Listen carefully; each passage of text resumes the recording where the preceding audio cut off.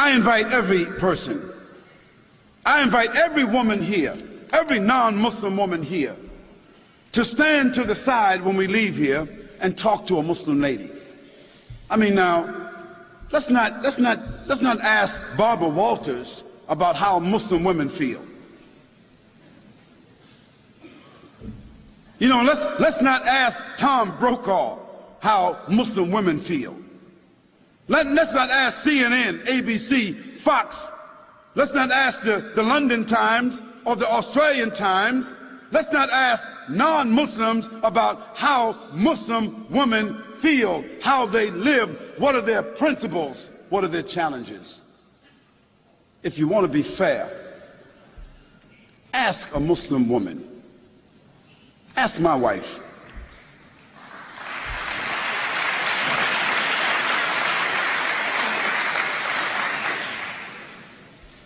Ask my mother. You see? Ask a Muslim woman that knows her religion, who has a relationship with her Creator, who is stable in her society, understanding her responsibilities, her relationships. Ask her. And after that, I think you should be fair, that you don't need to ask someone else. But the problem is, no one really wants to ask Muslim women. We want to take pictures of women in Afghanistan, and pictures of women in Palestine, and pictures of women in Pakistan, and pictures of women over here, and we want to listen to what people say about female circumcision, as if Muslims got women, 1,000, 10, 30,000, 40,000 Muslim women all over the world is being circumcised. Some crazy Steven Spielberg stuff.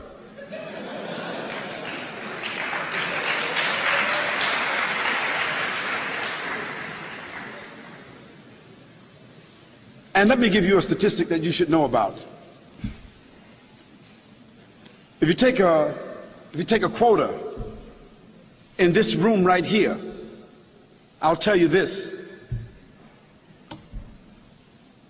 Most every Muslim woman in this room will be a college graduate, or is a college graduate, or is very intelligent and very much socially endowed. And within her family structure, we find that women control the wealth more so than men. Now, what does that say to you?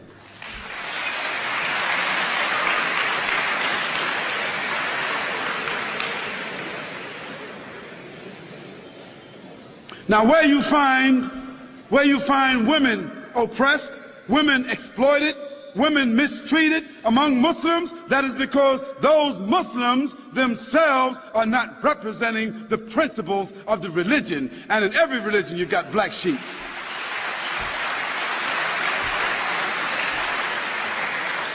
But then again, you can't tell me that the 148,000 prostitutes that walk the streets in the UK, or the 76,000 prostitutes that walk the streets of Holland that have licenses to do so, you can't tell me that all these little young naked little girls walking around Australia with no clothes on, you can't tell me that they represent liberation.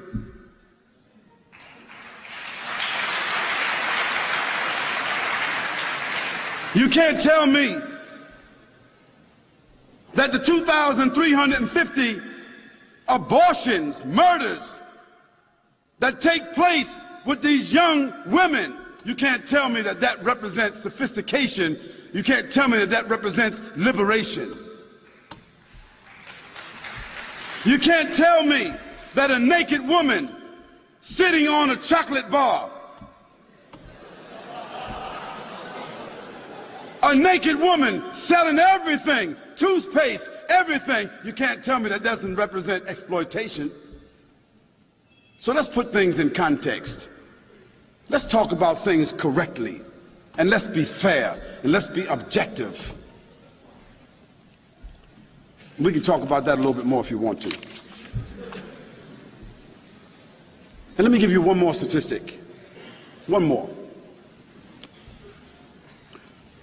prostitution, venereal disease, abortion, and pedophilia. And this horrendous number of children being raped and kidnapped that exists in the Western world. It is almost unheard of in the Muslim world.